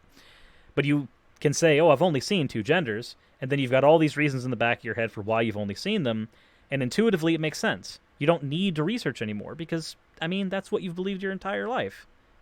So here's my problem with that extrapolation, by the way, is that I think if you hold that people should know things because they have access to Google, then that just means that everybody should be an expert in every subject because Google exists. And that's just not how people spend their time. Like, sure, the internet has increased accessibility to information, but it's also increased accessibility, as you've stated, essentially to conspiracy theories as well. So this is the reason why we see things like the rise of conspiracy theories and all this other bullshit. It's because people can go onto the internet and find things that go with their confirmation bias and roll with it. Now, that being said, I'm not going to be holding the standard. There's a lot of things that I haven't read up on that I know that there's information about on the internet. And there's a lot of important conversations that I haven't looked up all the pertinent information to, that I've read like a little bit about, and I consider that is like well enough in order to reach an opinion. But I'm not going to be able to debate the ins and outs of those topics. So when someone comes in with a misunderstanding, I see that as completely understandable in internet age. Like, it makes total sense that we should predict with the accessibility to information that there should be people that have a lot of misunderstandings because of the availability of information that can align with whatever confirmation bias someone is approaching their research with. No, and I agree with that. This is the reason why I get really upset when I see, like, because I do a lot of debunking stuff on my channel. Mm-hmm. When I see YouTubers make claims and then they source their claims in their video, like they have screenshots from the various articles they're using, but I can't find their articles in their description. That's something that gets under my skin. And it gets under my skin because it means that I have to accept the person who is telling me the information and accept that they are accurately representing the information in that article, as opposed to cherry picking. This is an issue we find with creationists when they do quote mining as well. I have to accept Ken Ham, when he mentions Darwin's extrapolations on the eye, that he's not misrepresenting that. But when I read the extrapolations that Darwin has on the eye, I find that actually no, Ken Ham is directly misrepresenting this and doing what we call quote mining. But without the ability to read the source for anything, it's very hard to get a hold of that information, and not everybody's going to do that. They're going to listen to a good orator and say, oh, wait a minute.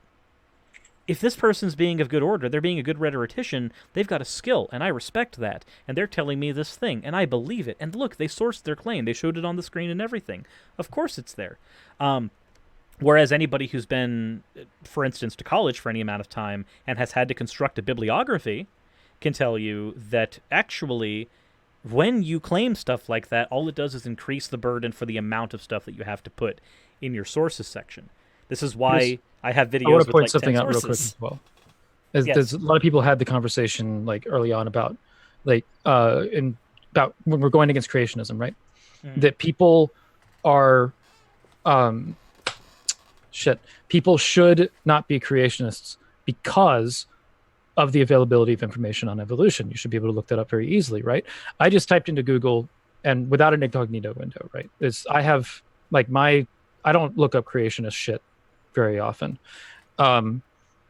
So with my search history of reading things that are that are not even in that area at all, I just typed in, how did God create the world?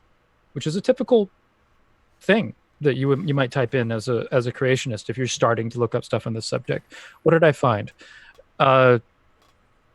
Bible. So I found something that it basically records the verse of Genesis 1.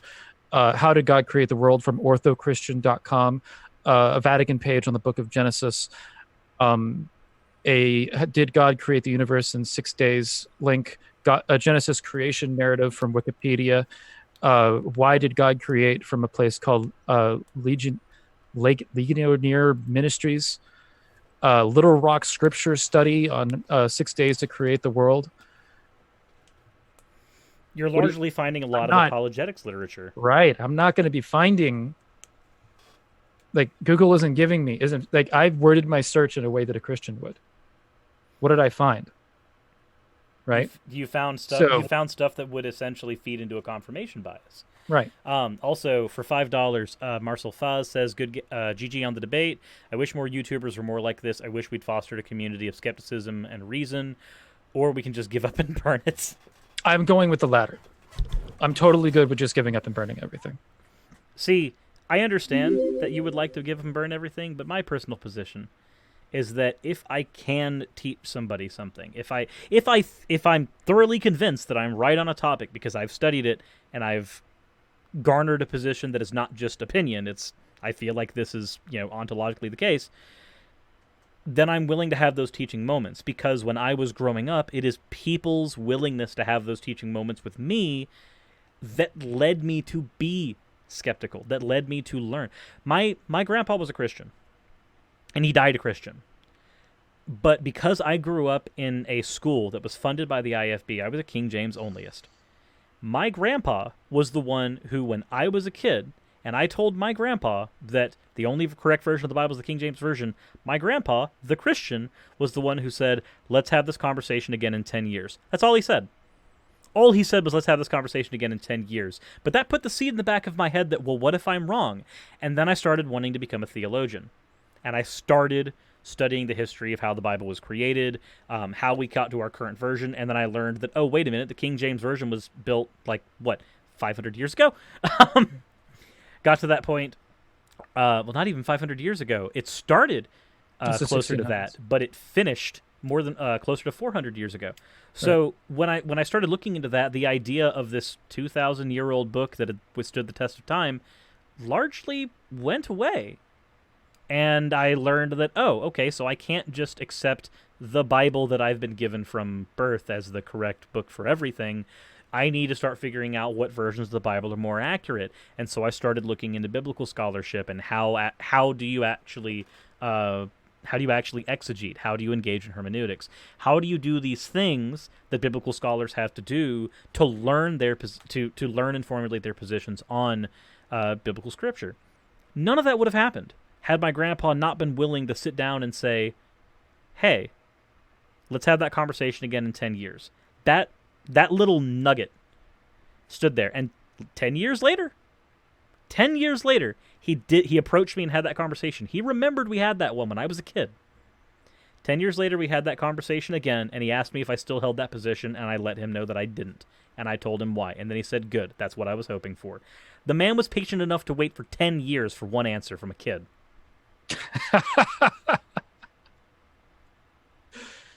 That's good. Like, if it were not for something like that, I don't think that I would have ever gotten to the point where I could even call myself a skeptic. And I didn't even know that I was engaging in skeptical inquiry at the time. I wasn't even aware I was engaging in that because, like, for instance, my a relationship that I had in the past was with a person who had a lot of opinions, a lot of them wrong, but gave me a crap ton of information that didn't sound right. So I was constantly in our conversations Googling to see, like, hey, is this information right? And then that's as I did that, I started to learn, wait, what sources should I be looking into? Well, this article's from Tumblr. Well, that's not exactly a good source. This article's from the Daily Wire. That's not exactly a good source. Let me go and actually look at scientific data on some of these things and see what's happening so that I didn't fall into the trap of just listening to an accomplished orator give me a narrative. Also, we received a $25 donation from Alex, but because this is your birthday stream, Ocean, I'm going to go ahead and forward that over to you on PayPal. Oh, sweet. Because it's your birthday stream. I'm not taking the 25. That's being forwarded to you. Well, shit. What was said? Nothing, I believe. I think it was just the donation, no context. Just the donation. Well, fucking badass. Thank you. Let me see. Yep, Alex donated 25, so it's going to be a little less than that. Yeah, it came in as $23.97 after something else was taken. So, well, that's cool. I appreciate that. Let me go ahead and send that to you. All of my ancestors were Keltoi. All of your ancestors were Keltoi? I think that Jill said something in the chat about denying the god of your ancestors, which is something that's really funny to say to someone like me.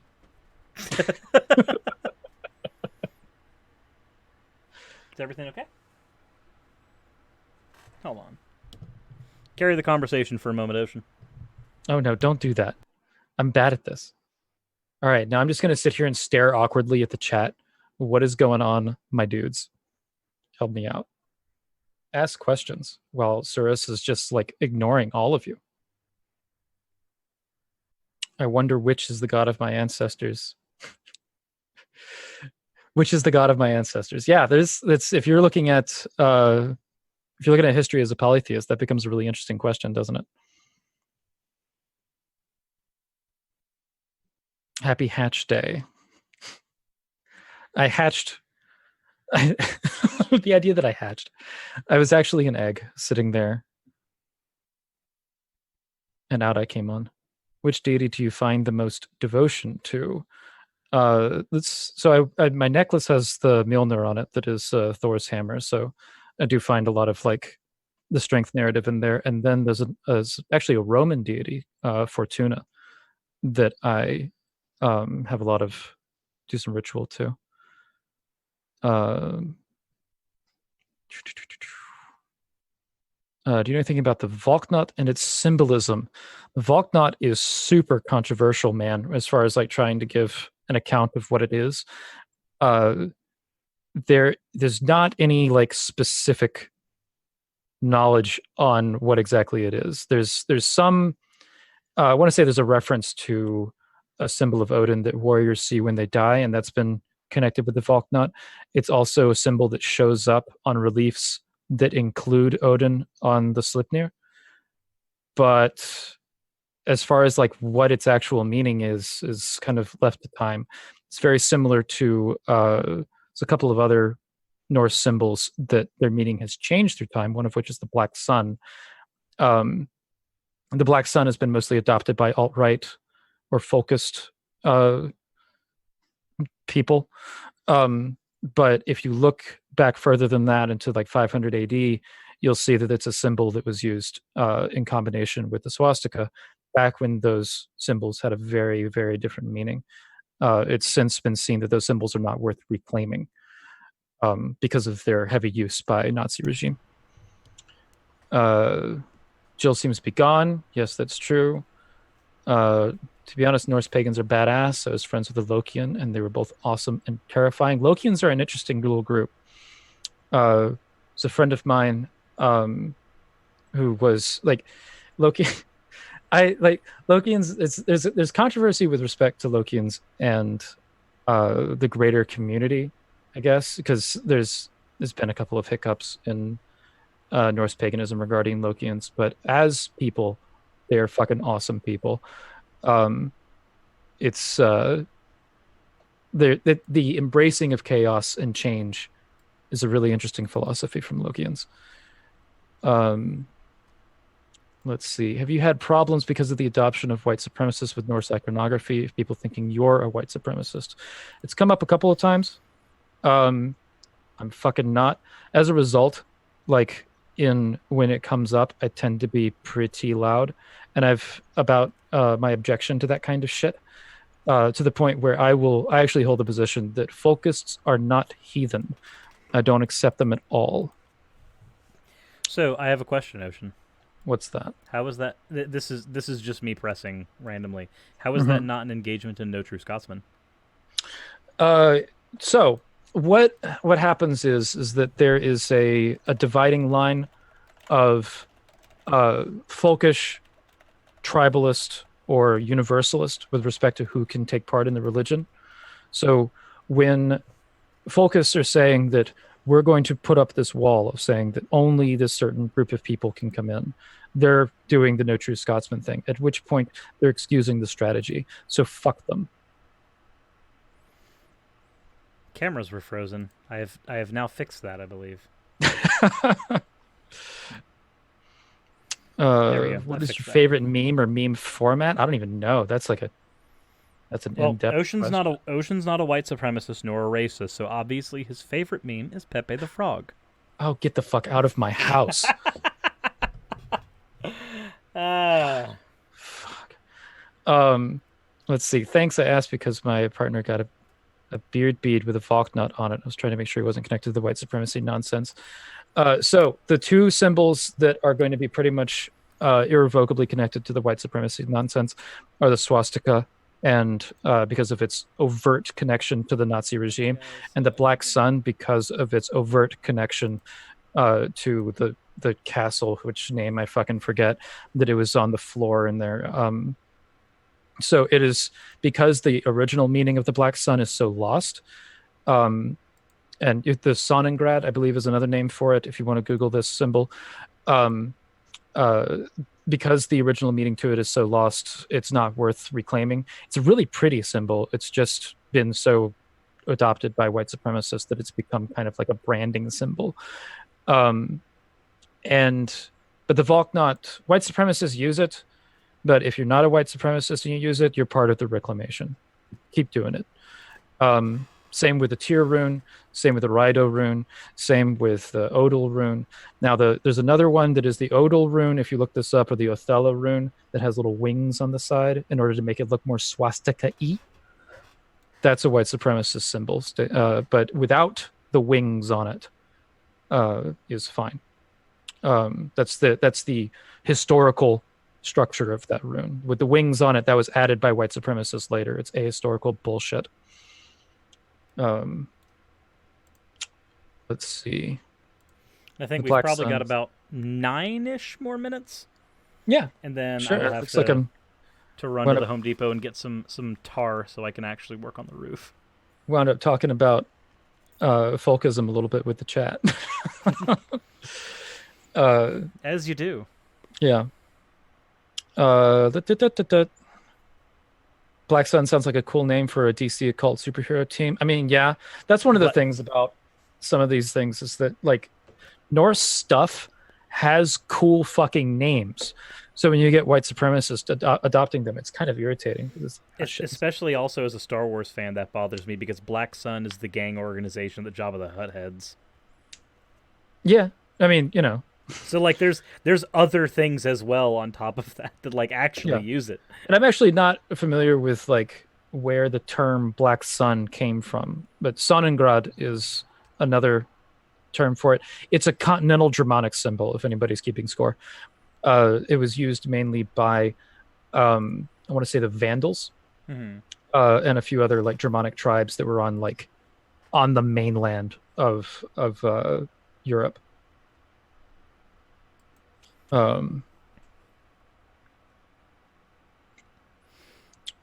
Let's see. Said Cirrus, don't forget the feathers. Wait, what? Feathers for what? I'm confused. Oh, it's like, fuck. Someone's asking for me to spell it. I think it's Sonnongrad, but it might be an A instead of an O. Jared Whitaker in the chat says, expose Ocean to weird memes. Oh no! How don't do weird? It. What kind of weird memes can I expose Ocean to? I don't. No. Hold on, Ocean. I have the best meme to expose you to. Would you like it? What's gonna happen? Do it. Oh, a DM. You want me in it? Why would I do it in a DM, my dude? Oh no. Ocean, you forget we're on Zoom. I can easily, very easily, just do Hold on this. a second. I need to. You've put up. Oh, you started screen sharing. Yes, I have. But is that going to fuck up the? Okay, Nope. Where's the meme? Oh, the meme? Oh, don't worry, Ocean. I've got a meme for you, but What is going to happen? It's gonna take a. It's gonna take. Oh, I love this thing. You love this thing? Yes. You were I think already this thing- subjected to it once. I was already subjected to this, but I think it's the most glorious of memes. Okay, then we will share it with the chat. They will see it as well. For anybody who has not seen this glorious meme, if you have not seen pizza pasta, but it's Miku, I really don't know what you're doing with your life. I don't. So, for everybody in the chat, let me introduce you to pizza pasta, but it's Miku. Pizza pasta, put it in your box. Deliver it to my house and put it on my cock, my cock, my cock, my cock, my cock, my cock, my cock. Cheesy on my peenie and some sauce on my balls. What is the society that we're in become? Well, when you live in a society...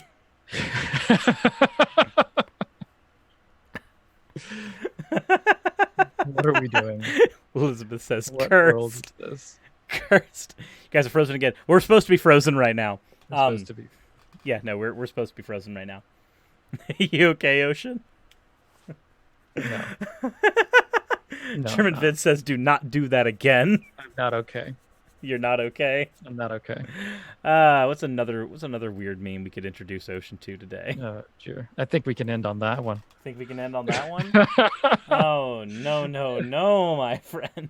We can't. Oh no! do What are we about to do to me? Don't do this. What is happening, Cirrus? Wait, hold on. I have a question. So, are you familiar with the YouTube poops? Yes. Have you seen the PragerU YouTube poops? No. Oh. These are done by a lefty channel named Comrade Cora, and they are wonderful here. Also, someone said, look up the Techno Viking. Oh, Techno Viking is amazing. Techno Viking is awesome. All right. We'll end on Techno Viking just for the fuckery. Here we go, Ocean. Enjoy. The change from wishing fellow Americans Merry Christmas to wishing them destroy Israel is no big deal. Proponents of Merry Christmas are making a mountain out of a molehill. In addition to replacing Merry Christmas with Soviet communism, we will replace Christmas vacation with Stalin's Holocaust and Christmas party with Communist party. So then, which is it? Socialism or barbarism? In recent decades, I have been wished. When I respond, destroy capitalism, I often sense that I've actually created some tension. Are you okay, Ocean? You okay?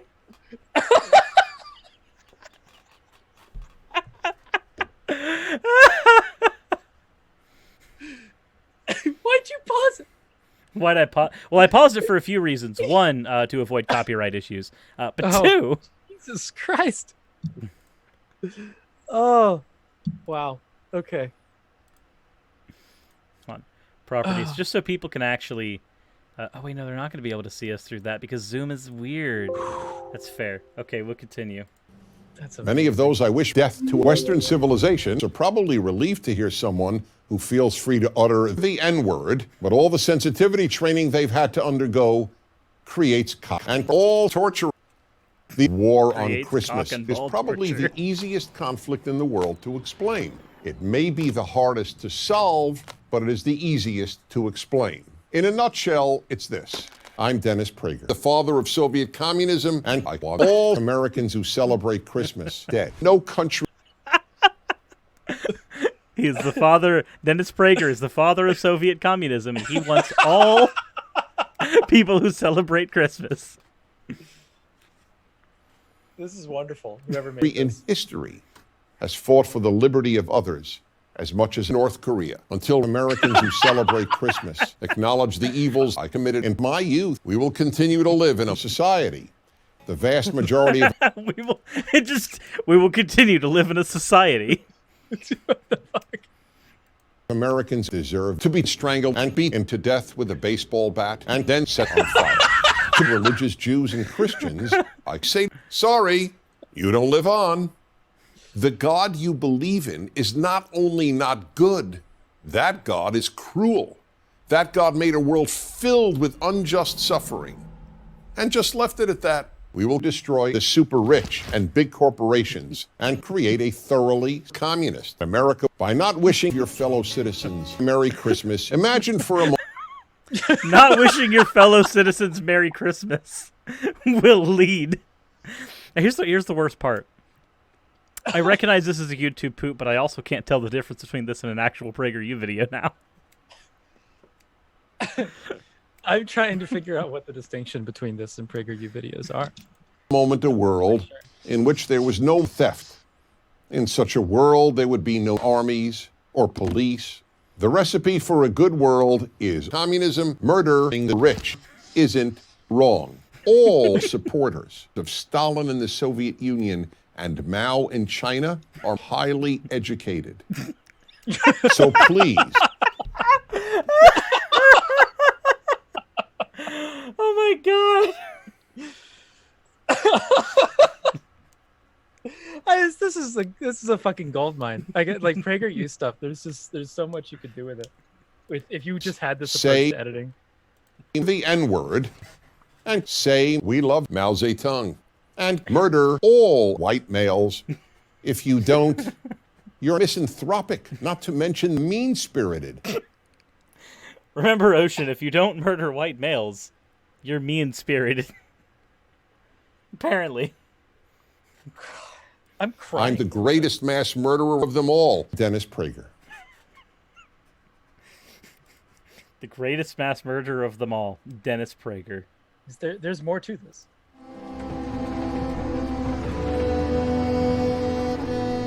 War has changed.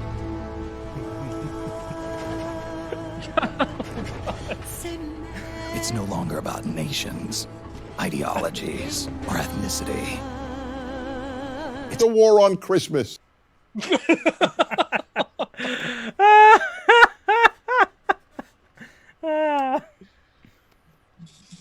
Okay. So for those in the chat, this is from a channel called Comrade Cora. And I will send you a link to their chat. Or to their thing. It is amazing. Cock and ball torture. Okay. You said we need to end on Techno Viking. The original Techno Viking video. Here, we end on Techno Viking.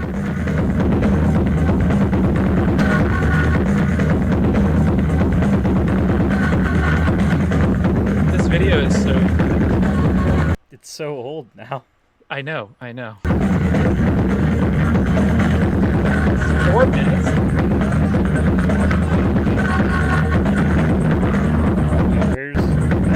There he is.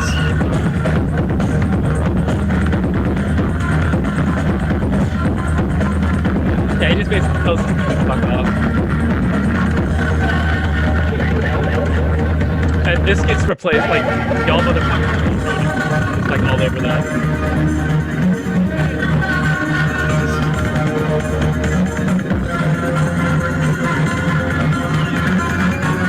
Just randomly gets a bottle of water.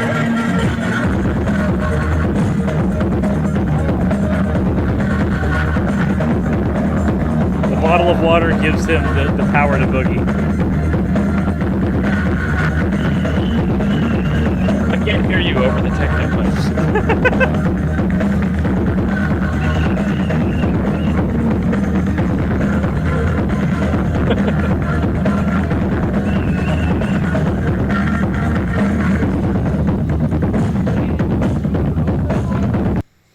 See, this is back when we had wholesome memes. Yeah. So the I can give you some history on that guy as well. Really?